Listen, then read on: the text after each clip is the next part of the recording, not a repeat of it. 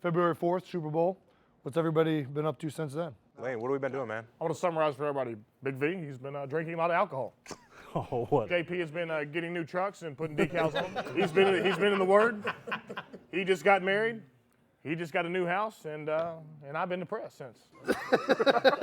Defend yourself, V. Go ahead. What do you got? Defend yourself. Hey, man, I moved into a house too. Okay. I didn't drink a lot of alcohol. I've been getting ready for a baby. Oh, Papa V.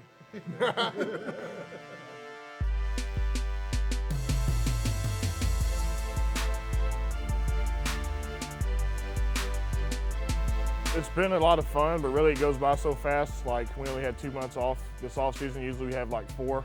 So it really went by real fast. So we're already back into football. So it's kind of short-lived. And I guess whenever we get the ring, it'll kind of all come back to us. Yeah, that's been the biggest thing, I think, is that this is our first time really any of us have gone all the way into February like that playing football still. And you realize how short that offseason is, how sore you still are when you start back up. I mean, shit, my knee's still hurting, just like I played like the other day. I can't even lie to you, man. You told me that today. I mean, you're exactly right, though. For all of us, it's the furthest we played, and probably by a lot, probably by at least, 2 games? Yeah, I've only been in the first round. We got 5+ year veterans here. Going to Super Bowl in my second year is just crazy. Because looking at y'all, like JP, I mean, I'm very thankful for that.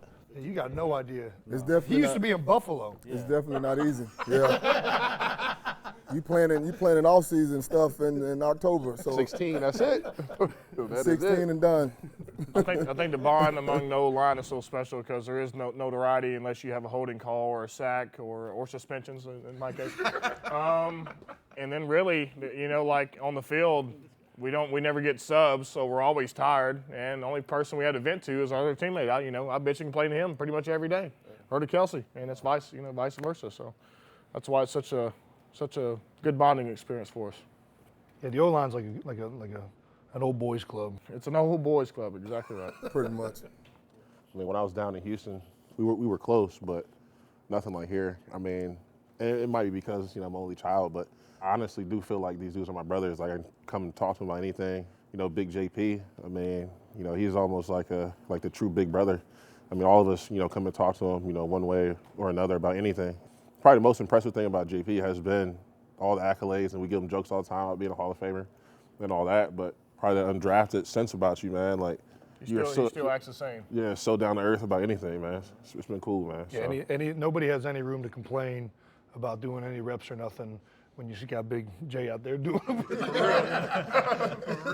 We're going into year 5 and 6, we're hurting. He's going into year 15, 16, whatever it is, and out there like a beast. All right, well, let's get to work. I guess I'm gonna hit this bag. I feel like everybody has like a role that like we all kind of like fit together. Like Jay's the guy who holds it all together up top, like the main figure, and then like you got the guy that keeps the right side together here, Brooks. Then you got like me and Wiz are kind of like always talking in the back room. We're like the coaches of the group. The brainiacs. The brainiacs. In the middle of plays, discussing like, should we do this or should we do that? What do you think about the coverage here? Like, You have the class clown over here in Lane. It's like the NFL is such a stressful environment that you have to have laughter with the pain, because if you don't, you're going to go crazy. You do a great job, man. Thank you. And then you got Big V over here. Really him and Isaac who just take the brunt of Stout. Stout does all the coaching to us through you and Isaac. I know. So you guys just take that big old pile of shit that starts up here and then it's You just smile the whole time. Day after day. I've never seen this man get pissed off. You can't piss him off. Can't happen. I mean, horrible things have been screamed at you. Terrible things. I don't think it'll never be a year like that again. Laughing during the game, joking, dancing around before the game. It's just the way we done it this year. I don't think it'll ever happen like that again. And that's one thing that like Doug and this coaching staff does a really good job of. Like you can be your own personality. They let like guys kind of be themselves, and it makes it fun. It was like a lot of fun. He always says for every game, let your personality show, and that's one of the, that's why we're able to do what we do. You got LeGarrette Blunt, Jay Ajayi, like all these like colorful dudes who just like. I thought Blunt was. I miss LeGarrette Blunt, Man. right? Great dude. Awesome dude, man. Ran hard, like just like the epitome of like what an offensive line wants Yes. in a running back. Same thing. And Jay all the running backs ran hard, but there's something about that dude that just made it fun. Yeah, I wish we could have got him back. Yeah, you're gonna miss that dude, man. I think what he's trying to say is that this team had a whole lot of swag that we hadn't had in a whole lot of years, and you didn't have to, go about the game, serious and by the book. And I feel like we did it our way. That was what was so special about it, especially with all the injuries. One of the greatest players of all time at his position, they saw Aaron Rodgers go down. That's the end of Green Bay. That's what they're thinking with us. And then we win those 3 in a row and win the Super Bowl, and it was just almost like a movie. It was such a roller coaster. It was just ridiculous. Yeah. We start the season off like no one really expected much out of us. We win. We go what? Lose 1-1, then we win 9 in a row. I mean, now everyone loves us. Wentz gets hurt. No one likes us anymore. We're not going anywhere in the playoffs. Get to the playoffs, underdogs, and First and number 1 seed ever to be not favored in any playoff game. I think that really like fueled our fire though, to be honest. Like really like let us hit our stride, man. Like, obviously with the mask and everything, but I don't know, man, that underdog when, like you said, you're number 1 seed, like just a disrespect. That's exactly what it was, disrespect. Yeah, and us have already going out there proving week in and week out that we're, one of the best teams, if not the best team. Like it was almost like you're in high school again, where you're going out there like you got like 4 or 5 plays, like you just out there kicking it, with the dudes you grew up with. So no, it was a ton of fun, man. it's fun in meetings. I mean, we laugh a lot. Playing O-line, like you're never going to have a perfect game. You're going to have a game where you have an embarrassing play and you go in that meeting room and there's no way around it. It's going to get played. You're going to get humbled. We're all going to make jokes about it. And I think that's why our bond's so special, is that we learn to, take everything with a grain of salt. That's why it's so fun. Watching the game tape is like the best part of the game. Pure comedy. I mean, I know it's fun for y'all, but We call it I told you so Tuesdays, because he'll light you up. I feel like it's humility. You can't play this game and not make a mistake, not get embarrassed. So if you're uptight, you wear your emotions on your sleeve, you're going to get your ass exposed in the meeting room, you're going to get your feelings hurt, and then you're going to learn to adapt and have fun with it. And I feel, I've seen guys come in like that many times and come out a changed person. That's why this game's so good. I feel like our meeting room's so good. Yeah, even though we might not have known each other for that many years, like we spend 8 hours a day together every day, but like we're going through something tough together. I mean, practice every day is tough, and getting yelled at in meetings is tough. And there's no other position like the offensive line. Like the rest of the offense is all, like they can say they care about the blocking scheme, but they don't care at all. Like they just want to, they're interested in the route concepts. They're interested in like the running back, where he's going. Like we're kind of like in our own realm. We care about something that is like really, really the only thing that we do. And it goes unappreciated by and large by everybody. That's something that I think makes you closer, because you have a true appreciation for some of the unbelievable things that nobody even has a clue about that go on like on a day-to-day basis. You can play 70 good snaps and have a sack or two, and hey, you're terrible. Game. It's a bad game. Have a few more, okay, your history. That's the life we live. It's the ultimate. It's the ultimate consistency position. Like if you have a receiver that catches 2 long passes for touchdowns and drops 5 of them, nobody cares. Like he had a good game. Right. If you have 1 huge block and then you give up a sack, you're on a fast track to getting yourself out of the league. Like that's the way it goes. 2 or 3 sacks my rookie year to Justin Houston. Hey, they were I got on Twitter, son. I saw some shit I didn't like to. I didn't want to read. Hey, how they do it? Number 65? I'm number 65. That is one of the best. Okay, there he is. I will say that's one of the best parts after the games is if you know somebody kind of struggled, you'll go on Twitter and you just search their name. like not only are they getting it bad on Twitter, but they're going to get it bad from the rest of us. I think the same night, I don't know if Kelce had a bad snap or something, but they were killing me, saying I was a bust and get your ass out of here. But they told Jason Kelce and Nate Allen to get in a car and drive off a fucking cliff together. no. I mean, honestly, I feel like a lot of people like don't even care about the offensive line. I mean, when you're watching on the TV, they're following the ball, man. Like they're not watching. They don't care like, about And it. Philly's one of the better cities. Right. Like Philly actually loves offensive lines compared to most other cities, because I think they truly understand football more than like a lot of other cities. And that go back to Coach Reed, Yeah. the offensive lineman. He put emphasis on the offensive line. people don't understand like how choreographed we have to be, like consistently every play. Like we all have to be on the same page. Like obviously Kelce making the call, like we're echoing it through, and like it has to be executed pretty much perfectly every play in order for something. Perfection is expected. I feel like there's also just a stigma just throughout time as linemen being big, slow, unattractive, bad personalities, sloppy bodies. Take it easy, man. Oh, hey, I'm getting there. But in all seriousness, they're some of the best athletes in the world. Go get murked by this son of a bitch on Sunday. The guy's 340 pounds and has, the agility of a cat, and people don't realize that. Or big Bodacious Brooks. Or Bodacious Brooks.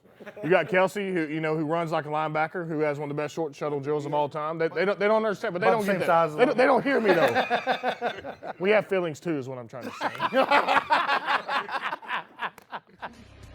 The Eagles facing a Super Bowl juggernaut. Their defense squaring off against a top 5 scoring offense. And our schedule was pretty long, so try to limit distractions. So really it was wake up, meetings all day, breakfast, lunch, go to practice, more film. And that's really it, try to eliminate distractions. But it was fun. We had our fun too. It was a long week of preparation. Long week. By the end of it, you're just chomping at the bit to play the game. So ready for it to get over with, to be honest with you. Because it's 2 weeks. You never prepare 2 weeks for It's any honestly, other game. Too much preparation. Yeah. So like the second week, you're just redoing all the stuff that you did the week before, so that you just know it that much better. By the end of it, you're so tired of the whole publicity thing. You're so tired of the media. And you want to get out there and play the game so bad that you're just like, let's get out there. It was really cold too, so it was miserable going outside. So there was nothing to do. Yeah. We could go in the Mall of America and get harassed, or you could go outside and freeze. So kind of your choice. I felt like the offense, especially especially us, we felt pretty confident going into the game. Like we knew who they had. No, without a doubt. We really like everybody asked like, were you nervous before the game? And I'm like, I wasn't really that nervous. I felt like we were really prepared because we had so much time to watch film. We knew every single opponent that they had and like what their strengths were. We kind of had a good feeling for how they were going to play everything. The last defense we had seen was Minnesota's defense. We were like, these dudes got some players. Right. And then we see these guys and we're like, They got a really good defense. The middle linebacker, number 12.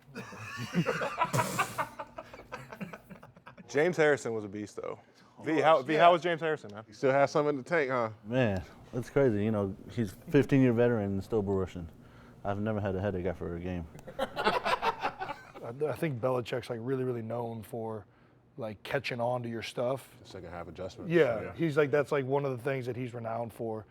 I thought that we kind of had a good idea like that he was going to do that, and that we had good like in-game adjustments to adjust to what he was trying to do in the second half. Foles running up and down the line. It's a direct snap, and it goes to Clement, who gives it off to Burton, the tight end, who then throws in the end zone. Touchdown, Foles! I can't remember, did we call a timeout? Yeah. So we called a timeout, and then Nick left for a second. Yeah. And I remember like being in the huddle, I'm like thinking to myself, I'm like, okay, we'll probably kick the field goal. And then Nick comes back and he says, all right, we're going to do Philly special. And I was like, woo! Mind blown. I liked it because we didn't have to do much.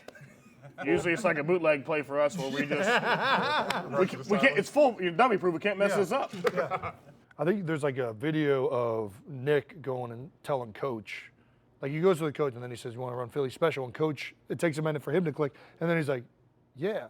And I felt like it was the exact same for us. Like Nick came back, he's like, Philly special. And we were like, yeah. That's a great idea. Well, it was even sweeter because Brady had dropped it. And then obviously, Foles gave his And then hands. Foles caught it. Well, he caught it every time, even in practice, too. Yeah. So, yeah, like you said, he knew it was going to work. It honestly worried me when Brady did it because I was like, oh, crap, their defense has seen this They've been play practicing before. it. Yeah. We're happy that it worked. Nick's got big hands.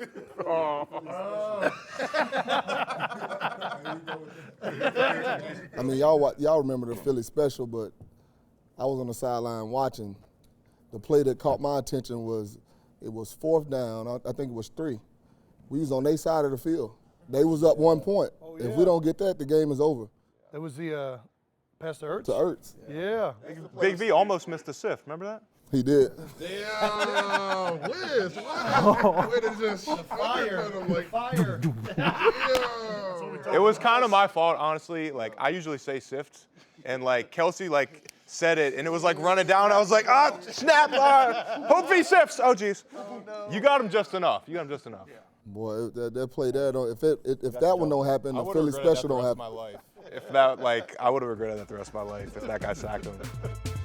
This is something that people have been waiting decades for, and they have brought their families. We've been hearing from people who are flying from around the country to come. It was crazy, man. It was, Holding your hand up like this on the bus and a beer coming from the crowd. Like, It wasn't just one beer, it's about 40. So catch yours and duck before you get smacked in the face, before you come out with 3 teeth. Head was on a swivel. That was one of the funnest days of my life. I mean, just like the energy of like Pure joy. Yeah, I don't know what you guys like. I didn't sleep a lot like the first day after the Super Bowl, like for a couple days, and like I was exhausted on the day of the parade. But I woke up and you just hear all these people scream. It's just like this crazy adrenaline rush. People on top of rooftops, you didn't know where people in trees, people getting close to the bus, people falling over the barriers, people getting hurt. I mean, it was. seriously, I was living downtown at the time, so I left like early. What time we had the beer? 7 or something like that over there? 7. So I left at like maybe like 6 or something. And I had already like started seeing just crowds of people already lining up as I'm like driving, near City Hall and stuff. I didn't really know how much it meant for the city to win a championship. I mean, you got people, spilling their people's ashes out there, man. Grown men like just crying, bawling like babies, man. I had no idea how much it really meant to the city. Yeah, seeing everybody's reaction and talking about their grandparents, their father, their mother, things like that, of like how much they had invested as like generations of like a family into the organization. That whole atmosphere is what made it, I feel like, as well as the Super Bowl championship as well. But that's what made it special, was that it was everybody's first time. No city deserved it more, man. I just remember you had to get out of the bus to go use the bathroom. And then so we started getting off the bus so we could like shake hands with the fans, get some beers, bring them back on the bus. The Eagles wouldn't let us bring beers on. And then they started not letting us go outside, so you had to say, hey, I got to go to the bathroom. So they let you go outside. Yeah, the bus driver kept saying, I'm not supposed to let you out here. It's like, dude, we just won the Super Bowl. Like, come on, man. And then he let us out. Yeah, there were no rules that day. Come on. I almost pushed him aside and started driving myself at one point. Oh, God. Man, I had such a good time that day. I'll never forget that day. I didn't sleep for, 40-some hours. I was just up, man, enjoying it. Yeah, this city is crazy, man. They're passionate. Just come to the first game. If we're not up 20, we might get booed. Trust me. But the standard's so high here, and it helps us as players. We know Really? you can't let them down. They just take your game to the next level. As soon as you mess up, they're gonna let you know. Trust me. Philadelphia! If you love the Eagles, let me get a hell yeah! You love the Philadelphia Eagles, let me get a hell yeah! Why do we got to talk? I'll tell you right now. When he came with the Mummer outfit, knew it was gonna be a special day.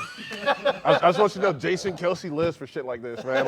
Like when I saw that, like, Jason Kelce's day. As far as I'm concerned, this is the mayor right here. I mean, And I saw him in the parade drinking and then getting off the bus and running around and drinking a little bit more and then got on stage and that was just pure bliss. That was what made it easy. I feel like all that stuff had been building up. So authentic, I think. Yeah, it had been building up for a long time. And then being that drunk and rowdy with the game and everything made it that much funner. I love that you had to like take breaks because you were like yelling and then you had to like stand back. Kelce's a passionate guy though. Sometimes when he gets mad, he hurts garbage cans or whatever. But I love we it. love That's my that favorite about part. him. When he love freaks that out, about it's the him. best thing ever. Wish I had a DVD of just Kelce freak out so I could just put on every now and then. Because my brother is very similar. And nobody knows that me and him both do that. Like we both have like these temper tantrums at times. I really firmly believe that like all of us together like really played off of each other. Because like you and Wiz, you guys are like two of like the most like composed, very, very consistent. So like, especially in my own head, when I start going crazy, it's easy for you guys to be like, all right, Kelce, let's calm down. Like this is the Rams game. Yes. Right now, you know what I gotta say to all those people that doubted us, to all those people that counted us out, and to everybody who said that we couldn't get it done? Fuck you!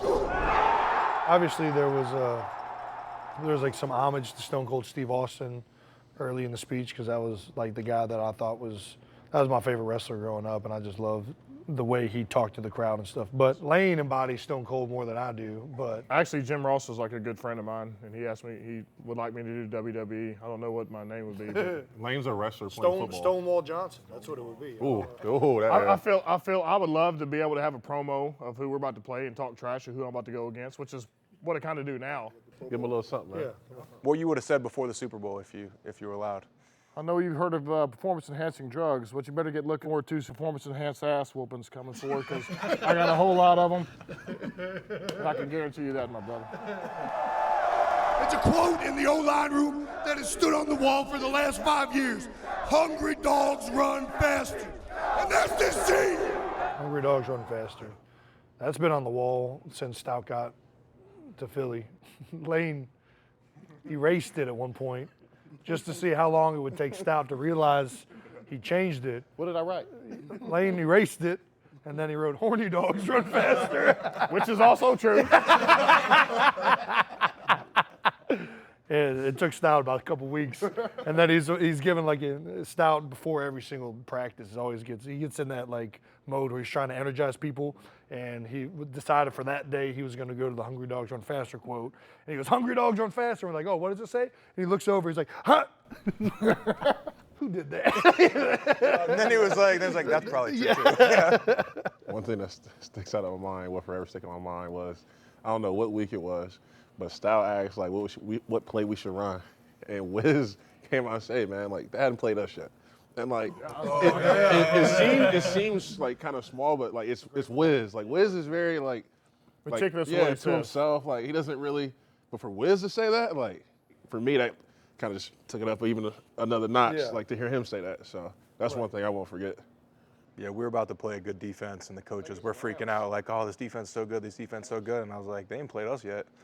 He was right. They hadn't played the Eagles yet. The Eagles picked up the win over the Redskins, but they still suffered a major loss. An MRI confirmed that left tackle Jason Peters suffered a torn MCL and ACL, according to NFL.com's Ian Rappaport. Jason Peters! That was the Redskins? Yeah. Redskins, I couldn't. The moment when it happened, I was like shell shocked. Like in the middle of the game, I was like, I can't believe. Yeah, I was like, I come on, had JP, get back up. Never please. seen that happen. I've been playing for a long time. Yeah, most of the time I go down, it's like, okay, I go out of play, I'm coming right back. Yeah. But this time, man, I didn't know what happened. I had my guy, and it just felt like my leg broke. And you can see on the film, I'm grabbing my leg, like making sure it's still in, the bone's still in my skin. So, I mean, it shocked me. I remember you were like on the truck, like they're about to cart you off, and you were giving Big V advice. Yeah. And I was like, this dude is a beast. Like, he just did something bad to himself. We didn't know what. And I'm like, he's coaching up V on his set. And I mean, the one thing JP said was just get to your spot. Yeah. I just think you saw the respect that the Redskins showed. They know who JP is. They know he's a future Hall of Famer. And then, that moment of silence, everybody just kind of they felt the pain for us. They know what kind of caliber player he is for us. And then A couple weeks later, Wentz go down. Did nobody believe after that, but these guys kept it together. JP and Carson both were doing their best to help the guy that went in for him. JP almost every single game was like V's personal coach out there, helping I was him just out. making sure, man, he got to his spot. Lane, what he does Brooks to me, too. Brooks was coaching, everybody was helping everybody. I come back to the sidelines, and then JP would just give me some points. I think that was a cool thing about our room too, is we all coach each other. Yeah. So if Lane's doing something wrong, JP or V coach him up. V's doing something, JP or Lane coach him up. Me and Kelce and Brooks talk all the time about what do you think's the best way to make this block, and we got a bunch of experience in this room, and the more that we can share that experience with each other, it makes us all better. when Carson went down, it was a slap in the face to everybody else on the team. We have a damn good offensive line. We have a damn good defensive line. We have a damn good secondary, and it's kind of discredits everybody else that's behind the bus as well. Once you got over the initial shock factor of Carson going down, MVP, unbelievable season, then we were like, all right, Nick can still get this done. Positive thinking, I think it is what you make it. If you want to get into all the hype and all what the media's trying to, force you to be, then you'll be it. But if you want to be who you are, be us, I think that's what happened with us last year. I don't think we get the respect we deserve, especially after just winning it all. I think even coming into this year, it was the same similar situations last year where people expect us, to be better than we were, but I don't think they have us going as far as I know we are, you know what I mean? So I just look at it just like another chip on our shoulder, man. Just another year we got to prove it. They definitely don't respect us still. Because I go home, I'm from the Dallas area. Oh, y'all got lucky. Y'all got lucky and won it. And I just tell them, too bad you hadn't got lucky in 20-something years. So it goes both. They definitely don't respect us, you know. The ultimate sign of disrespect, like the day after the Super Bowl or something, they had like the next year's power rankings. Yeah. And New England was 1 and we were 2. It's like, really? Are you kidding me? But ultimately, like after you win a Super Bowl, it doesn't matter. Like you got the ring, that means you get the respect. People don't believe that like you want it. Like it doesn't matter what nobody else thinks. Like we got the trophy. Everyone talks about it, get better every day, but honestly, most people just punch the card, check in, check out. Most teams, a lot of players do that, but the awesome thing about this team was that like guys were genuinely trying to get better every day, genuinely helping each other, genuinely being coachable, and we have a lot of talent, obviously, but if we can get this group of guys we have to do that same thing, there's no reason we won't be back. I think it's that, taking it, moment by moment, not seeking out, the outcome of things, but I think we just have one of the greatest motivators with Stout. Every day he comes in the room, he's fired up, and if you're not fired up, he's going to get your ass fired up. No volume control whatsoever. It's all the way up. I would be really scared if like Stout, the coaches, everybody thought that like we had everything figured out, or if the players felt that way. But I don't think it feels like that at all. I think we're already at this point in the offseason still having daily discussions about like, hey, what if we do this, or how can we do that better? How can we get more out of the B blocks? Or this is like the most together I feel like we've played like out on the field. Like for the most part, this whole crew right here was playing for the last 2 years. Playing the offensive line position, just the continuity, seeing each other every day, going out there, getting those practice reps, it's really key if you want to have like a successful line, I'd say. I've never been around a group where like guys really try and focus in to get that little advantage constantly and consistently through the week, no matter how long or what it is, like whatever it takes.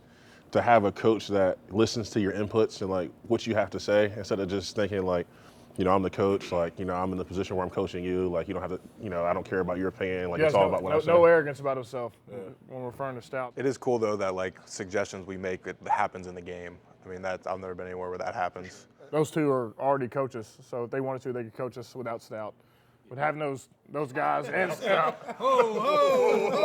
I'm just saying they would be able to coach the offensive line, by themselves if they wanted to. But having them three together, I sit back and let them, do their talking and discussions, and then whatever they come to, let's do the call. I still feel like even though we just won the Super Bowl, everybody knows that we could still be better, and that's the biggest thing that I'm taking away from all that. I think a good quote to sum this up is by Robert L. King Jr. The road goes on forever and the party never ends.